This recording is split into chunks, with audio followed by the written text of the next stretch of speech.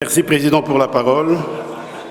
Honorable Président, honorables membres du Bureau, honorables députés, chers collègues, je me fais le devoir de saisir la représentation nationale à travers la présente motion d'information de la situation préoccupante et relative, d'une part, à l'état d'exécution des travaux de la première phase du programme de développement local de 145 territoires et d'autre part, à la dégradation avancée des infrastructures routières dans les territoires de Loubéfou situés dans la province du Sankourou. Le programme de développement local des 145 territoires est une initiative majeure portée par le chef de l'État, son Excellence M. Félix-Antoine Tshisekedi Tshilombo, vise notamment la réduction de la pauvreté, la lutte contre les inégalités territoriales et la promotion d'un développement inclusif au bénéfice des populations rurales.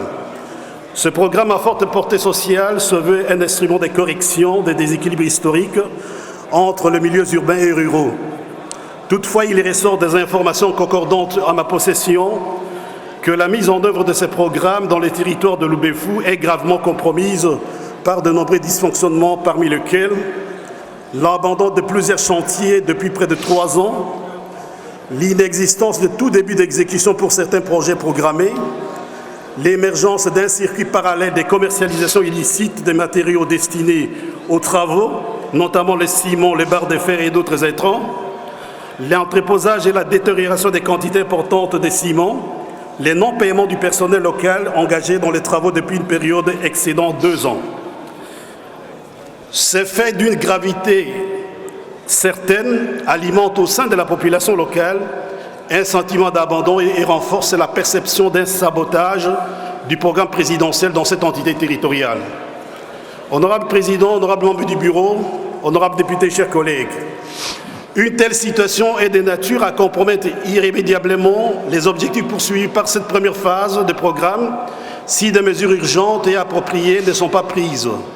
Il apparaît dès lors impérieux d'obtenir du gouvernement des éclaircissements précis quant aux causes réelles de ces dysfonctionnements, aux mesures correctives envisagées afin de garantir l'achèvement effectif des travaux et permettre à la population de Loubéfou de bénéficier des infrastructures prévues.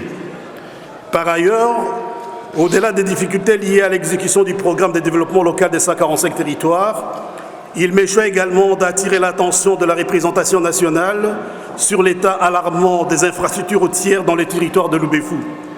En effet, la cité de Tchoumbe fait face à une menace imminente liée à la présence des transits-têtes d'érosion dont la progression rapide met en péril les habitations ainsi que les infrastructures essentielles.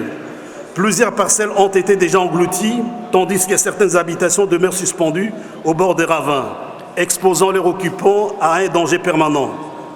Ces érosions se rapprochent dangereusement à environ 100 mètres d'infrastructures vitales telles que l'hôpital général de référence, les établissements scolaires primaires, le lycée des Sœurs et les collèges des Pères.